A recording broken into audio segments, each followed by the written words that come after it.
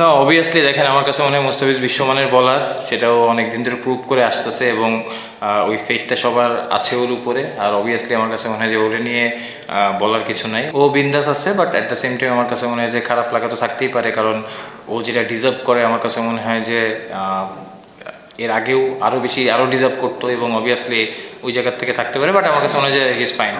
Gold's Gym across 30 plus countries. With over 700 plus locations worldwide, train anywhere, belong everywhere. আমার কাছে মনে হয় সব থেকে ইম্পর্টেন্ট, আমরা একটা টিম হিসেবে খেলতে চাচ্ছি।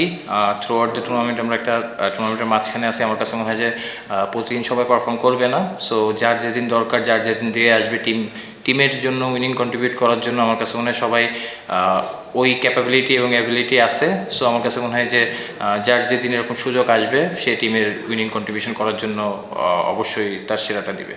ওইভাবে অফিসিয়ালি জানি না, যাই হোক যদি থাকি আলহামদুলিল্লাহ। আমার কাছে মনে হয় যে আচ্ছা আলহামদুলিল্লাহ। আমার কাছে মনে হয় যে সব থেকে ইম্পর্টেন্ট যেটা, যে পার্টটা আমরা এখন যেহেতু ফ্র্যাঞ্চাইজি ক্রিকেট রংপুরে হয়ে খেলতেছি, এখানে আমাদের সেরাটা দেওয়ার চেষ্টা করতেছি। অ্যাট দ্য সেম টাইম আমার কাছে মনে হয় যেহেতু এটার পরপরই ওয়ার্ল্ড কাপ, সো এখান থেকে যে কনফিডেন্ট বা যে বুস্ট আপটা আমরা পাবো এটা অবশ্যই ওয়ার্ল্ড কাপে কাজে দিবে।